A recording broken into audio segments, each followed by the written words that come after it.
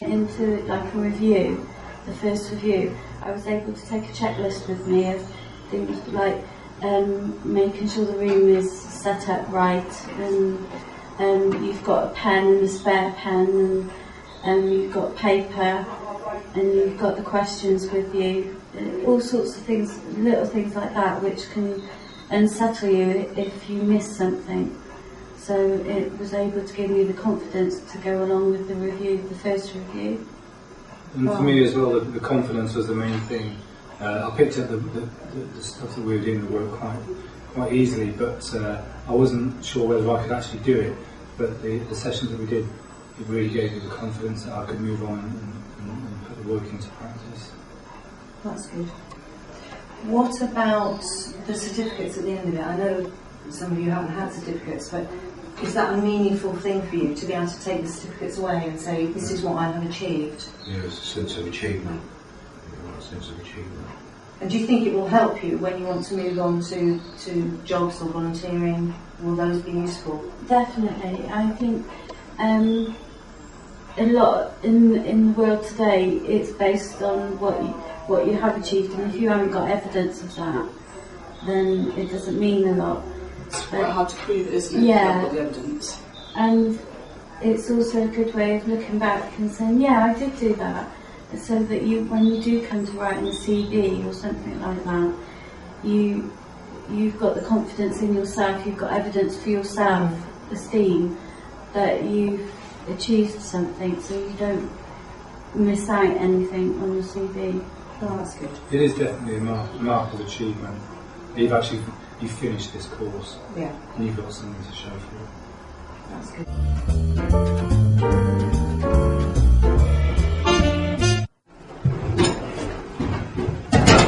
Right, just go straight down the hallway. Hi. Hi. I'm a volunteer for supporting people, and I've come today to ask you some questions about the service you receive. Okay. If that's all right. Also, I'd like to reassure you that I won't be using your names, but the information you give me will be taken to go into a report and hopefully improve the service that we do. Yeah, great. Okay. And thank you very much for your time. I know, giving up some of your time to see me today was very precious, so thank you. Okay. If I just get on with the questions. Are you involved in making decisions on how the service is run? Yes, I attend house meetings and we put our suggestions forward, and I'm also involved in the health and safety. We'll take it in turns to go around to do the health and safety checks. And the cleaning rota we do ourselves, discuss it amongst ourselves and then do the rota. And any other little suggestions are always taken into account. Sounds good.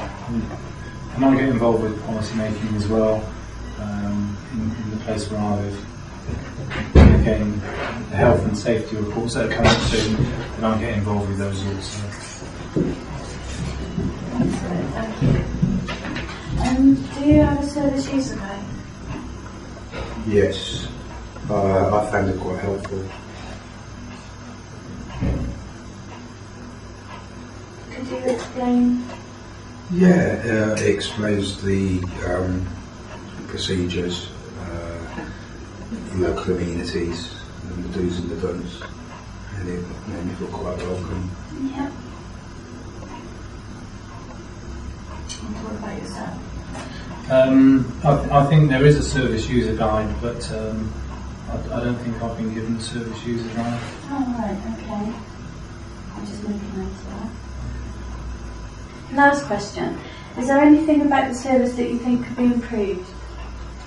Yes, I think the complaints procedure could be a bit more user-friendly, i.e. in plain English rather than the jargon, and should be advertised a bit more. Okay, it's written and it's in the book, but make it the information more available and explain to us a bit more. Okay. Yeah, and for me with the complaints procedure, I know it's in the service user manual, but I'm a little bit wary of of maybe making a complaint in case it affects the level of service that I get. Okay. Have you tried to make a complaint before? Or? No, I haven't made a No. complaint because I was Because of that? Yeah, because of that. Okay.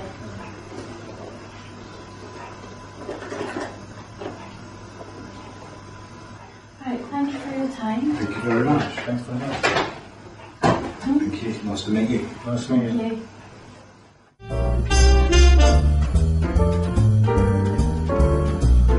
All right, Jenny, now you've finished those questions with the service users, we need to formulate a report to send back to the review team, which will then go on to the service provider. So what evidence came out of those questions? Right, on the first question, I involved in making decisions. They both agreed that that was a good area of the service, and they were involved in the decisions quite well. They did house meetings and etc. So that'd be a really positive part of the report. Yeah. That's good. Okay, next one. Question 2, do you have a service user guide? Well, the first client said he did have one and he found it useful. That's good. However, the second user didn't have one. Oh. So he wasn't able to give a comment on how useful it was.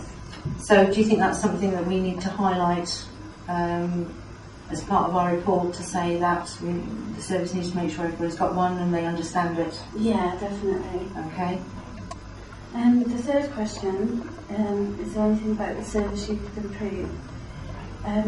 The first client who received a service user guide said that could the service user guide be more friendly, less jargon and user friendly? Right. And the second client said about the complaints procedure. He felt that if he needed to make a complaint, he wasn't sure he'd want to because of how it would make him feel, how the service would react to him, perhaps? Yeah. That isn't good, is it? No. So that is something. Do you think that we should really take that quite strongly back to the review team? Yes. Okay. So when we write the report up, then those are the two areas that we need to highlight. But we also need to say that, on a very positive side, that they do involve service users well in the service. Yes. They do. And if we write the report up, you read it through, as long as you're happy with it, then I'll take it to the review team and it will go to the service provider as part of their review. Yeah. And then hopefully we'll get some feedback on that, and I'll let you know what they're going to do about it. Okay. Okay. Thank you. Thank you very much.